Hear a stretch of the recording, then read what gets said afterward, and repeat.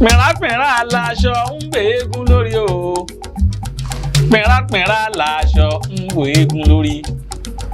Pìnràpìnrà láṣọ ń gbé eégún lórí o. Pìnràpìnrà láṣọ ń gbé eégún lórí. Wọ́n jẹ rí ọ̀tá mi lóko àtilé. Ó gbé ní borí àkùkọ. Pìnràpìnrà láṣọ ń gbé eégún lórí. Ẹlẹ́bẹ̀ wọn ẹ kú àsìkò yìí ẹ̀ẹ́dẹ̀ ọdún bí ilé òní kan láṣẹ tèdùmàrè. Orúkọ tèmi ni à ń pè ní àpèsìn Ayọ̀ Àjàká. Ètò tẹ́ ń wò lọ́wọ́lọ́wọ́ yìí la pè nínú ayé. Mo nínú ayé oríṣiríṣi ìṣẹ̀lẹ̀ ní ìṣẹ̀lẹ̀ bẹ̀. Ìṣẹ̀lẹ̀ láabi kò ní ká yín mọ́lẹ̀ o. Mo ní tá a bá ń sọ nípa ewé àti dòólẹ̀ Yorùbá. Tá a bá ń sọ wípé àwọn wo gan ni Ọlọ́run fún ní àǹfààní àti agbára lórí ewé òun egbò. Àwọn tó ló fi ṣẹ́ ọ̀hún kẹ́ gangan. Ìkan gbòógì nínú wọn òun náà ni Alhaji Suleiman Lawal, olóyè Egbeji tìlú Ogbomoso. Wọ́n ń bẹ ní Làkàòkété Baálẹ̀ Jẹ́rù nílùú Ogbomoso. Bẹ́ẹ̀ là ń bẹ nílùú Èkó nọ́mbà 58 Abraham Adesina Shopping Complex ní Onípàànù Police Station nílùú Èkó. Mo ní atún pẹ̀ka síbẹ̀ náà ẹ pè sórí nọ́mbà wọn 08033580664 08033580664 nọ́mbà tẹ́ pè wọ́n sínú. Alógun tí ń bọ̀ fẹ́ràn àwọn tọrọ pé ọ̀lẹ́ bọ́m̀bẹ̀ yàtàfí ẹ̀yìn tẹlẹ́gùn fi ṣọ. Gbogbo ayé ọ̀dà àgìrìbọ̀ kájọ sílẹ̀ kó Elédùà ní fi sára wa dé wà mọ́lẹ̀ tọmọtọmọ àjíǹde ara kó máa jẹ́ ti gbogbo wa àṣẹ́ǹtẹ̀ dùmarè ọba tó dá wa. Òun ni Elédùà ṣe fi tewétegbò dá wa lọ́lá o. Òun ni Elédùà ṣe lo bàbá wa Alhaji Dr. Suleiman Lawal Egbeji Ogbomoso lógun ọ̀fẹ́. Kó máa jọ̀nà àbáyọ lórí gbogbo àìsàn fún gbogbo ọmọ ẹ̀dá èèyàn. Fún ìtọ́jú onírúurú àrùn ara ìwọ tíṣẹ́ rẹ ò lọ déédéé àtiwọ́ tó ń wá ọ̀nà àbáyọ lórí ìgbésí ayé rẹ. Nínú tó ń fa ìjákulẹ̀ fún wa o. Tí ń jẹ́ káyé rẹ wà bákan náà lọ́dọọdún o. Bí ká forí fara gbájà ń káríwọ̀. Abánilòpọ̀ lójú oorun lójú àlá o. Ìwọ tó ń máàmù bá ohun rere àsìkò tó kó jàjà bọ́ kínú rẹ ó dùn kọkàn rẹ ó balẹ̀. Kọ́nà rẹ ó là lálàáfíà kó débi ìgbéga. Pẹ̀lú àṣẹ Elédùmarè tí ń bẹ nínú ewé àti egbò àwọn bàbá ńlá wa. Agbára ńlá fúyà ìlú Ogbomoso o. Lọ́dọ̀ bàbá wa Alhaji Dr. Suleiman Lawal Egbeji Ogbomoso lógun ọ̀fẹ́. Ní Làkàòkété Baálẹ̀ Jẹ́rù nílé alága nílùú Ogbomoso. Àbí káwí fún gbogbo ọlọ́kadà wípé ẹ̀ ń lọlé bàbá wa Egbeji Ogbomoso. Ẹ lè pe bàbá wa Egbeji Ogbomoso sórí àwọn nọ́mbà yìí 08033580664 tàbí 08020405954. Lágbára lọ́wọ́ Elédùmarè àjíǹde ara kó máa jẹ́ fún gbogbo wa. Èṣù onídè wa máa là bí ẹran orí sọ. Arákùnrin kan àti arábìnrin kan ni wọ́n fẹ́ra wọn lọ́kọ níyàwó. Ọlọ́run sì dá wọn lóhùn wọn bí àkọ́bí wọn obìnrin. Wọ́n gbàlù wọ́n gbàjó.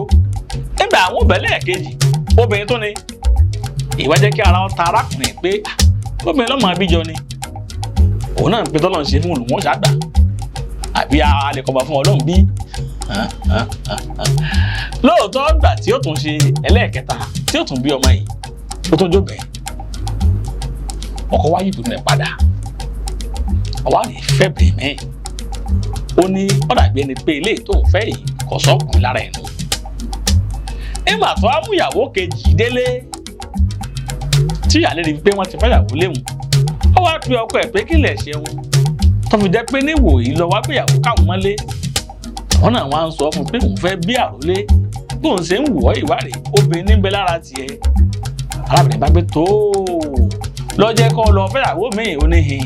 Tó bá wá rí bẹ́ẹ̀ òṣòwò ti ẹ̀ ń gbóbìn tòun èyí tó mú wáyé kò ní gbọ́ mo kó ọmọ kò ní ní oyún àárọ̀ báyìí tí èdè alẹ́ nù lé yìí òun gbé tó bá wà lọ rè lóyún pẹ́rẹ́ pàjá fún wọn jẹ lóòótọ́ ọdún kìíní ọdún kejì ọdún kẹta ìkẹrin tí wọ karùn-ún arábìnrin yọmọ lóyún ó sì ti gbọ́ pé ìyáálé òun ló gbé òun ṣépè òun náà bá palẹ̀ ro tiẹ̀ mọ́ ó lè fẹ́ lòmíì kàyéfì wá ni pé màtó àlọ́ rè fẹ́ lòmíì náà ọdún kìíní ọdún kejì ọdún kẹta ìkẹrin ìkarùn-ún bákan náà lọ́mọ sórí o wọ́n á fọ̀rọ̀ ń tó mi létí mo wá àhá aláwòye ìbáwo mọ́ mi àwòye bàbá mọ́ di sí ń bá tẹkọ̀ létí ó dìbò ó dìlú Ògbómọ̀ṣọ́ ilé ta ni olóyè Suleiman Lawal Egbeji ìlú Ògbómọ̀ṣọ́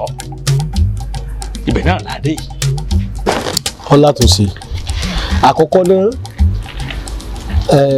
gbólóhùn tó Ọlọ́run sọ nínú Al-Qur'ani tẹ bá Fáráò wí àjà tí ìlà fèrè àwọn ẹ̀yìn náà ń tọ̀gá tó ọ̀sà àgbẹ̀rùgbẹ̀rì ni ẹni tó sọ pé ẹnìkan ò ní bímọ láyé Ọlọ́run nìkan ní sọ̀rọ̀ tó sì gbọ́dọ̀ ṣẹ kódà bọ́lọ́run sọ̀rọ̀ pé kíní yìí òun ò ní fún yàn táwọn àkàbà tó bẹ̀ tá a tó bá sọ̀rọ̀ yóò tún yí ìpinnu ẹ̀ padà tọ́rọ́ láàánú lọ́lọ́run ìyàsẹ́ kí èèyàn ẹlẹ́ran ara kọ́ sọ fún orogún ẹ̀ pé kò ní lóyún ìkíní nu ó ní àtúnṣe èkejì ní ọ̀làtúnṣe èkejì ní pé àlejò ti wà lára ẹ̀ kó tó lọ lọ́kọ̀ ń bò míì àgbákò tó ṣe ń lé àkọ́kọ́ ọkọ̀ àárọ̀ ń bẹ lára rẹ̀ tí wọ́n bá ṣàtúnṣe rẹ̀ kò ní lóyún gbóbi ọlọ náà àwọn sẹ́wọ̀n pé wọ́n máa ń pé wọ́n ìrọ́ ìwọ̀n lẹ́yìn ejò láwọn tó lẹ́nu àwọn ọ̀tá náà Yorùbá náà ló tún sọ wípé bàbá lanú àdán á tún gbọ́mọ bàbá tó lanú ọmọ àdán á tún gbọ́mọ àbímọlémọ ní teku ẹ̀dá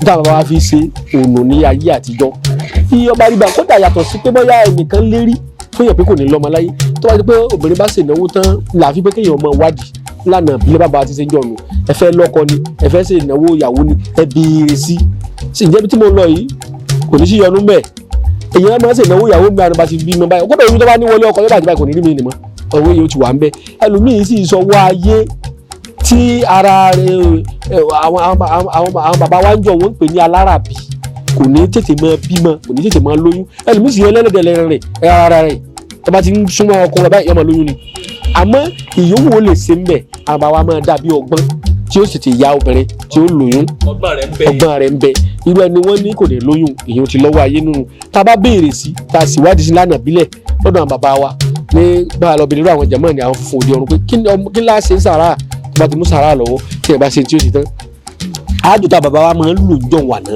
ọwà bẹ́ẹ̀ ni yóò sì finú sóyún kọ́lá kò ní mọ́sùn jẹ.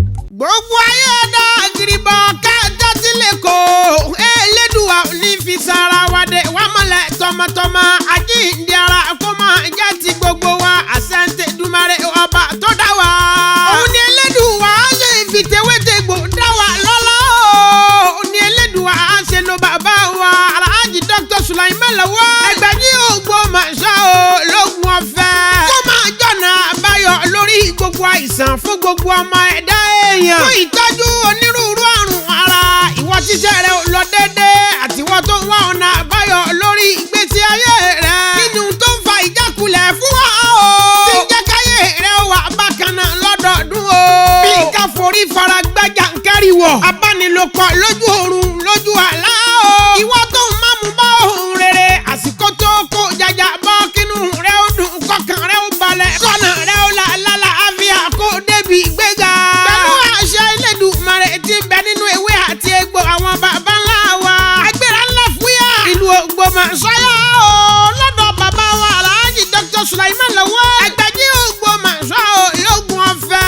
ìlàkẹ́ òkété baálẹ̀ jẹ́rù nílé alága nílùú Ògbómọ̀ṣọ́ àbíká wí fún gbogbo ọlọ́kadà wípé ẹ̀ ń lọlé bàbá wa Egbeji Ogbomoso ẹ lè pe bàbá wa Egbeji Ogbomoso sórí àwọn nọ́mbà yìí 08033580664 tàbí 08020405954. lágbára lọ́wọ́ Elédùmarè àjíǹde ara kó máa jẹ́ fún gbogbo wa èṣù onídé wa máa là bí ẹran orí sọ.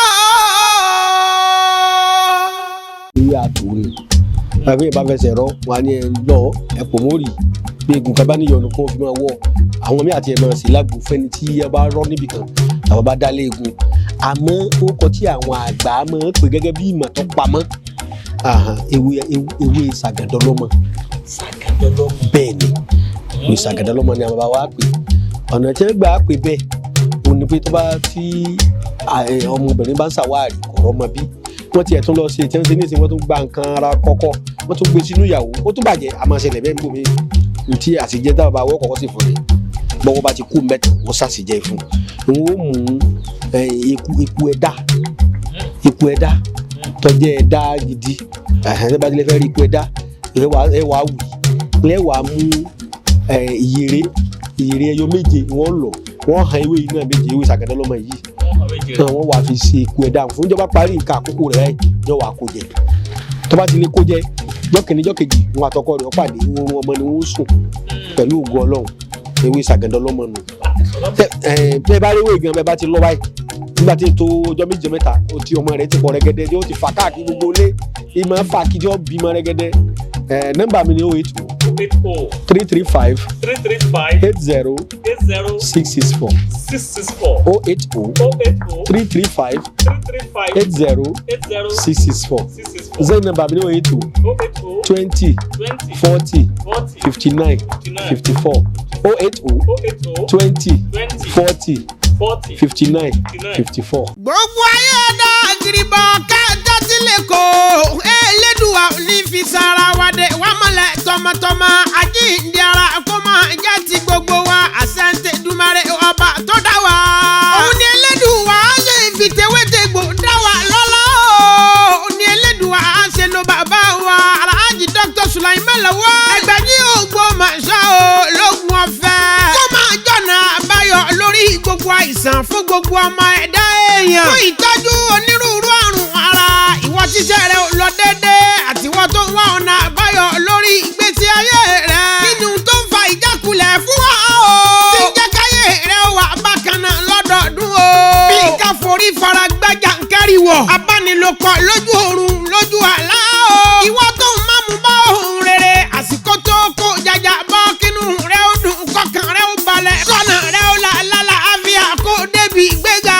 pẹ̀lú àṣẹ Elédùmarè tí ń bẹ nínú ewé àti egbò àwọn baba ńlá wa. agbára ńlá fúyà ìlú Ogbomoso o lọ́dọ̀ bàbá wa Alhaji Dr. Suleiman Lawal Egbeji Ogbomoso lógun ọ̀fẹ́. ìlàkẹ́ ò kété baálẹ̀ jẹ́rù nílé alága nílùú Ogbomoso o. àbíkẹ́ wí fún gbogbo ọlọ́kadà wípé ẹ̀ ń lọlé bàbá wa Egbeji Ogbomoso o. ẹ lè pe bàbá wa Egbeji Ogbomoso sórí àwọn nọ́mbà yìí 08033580664 tàbí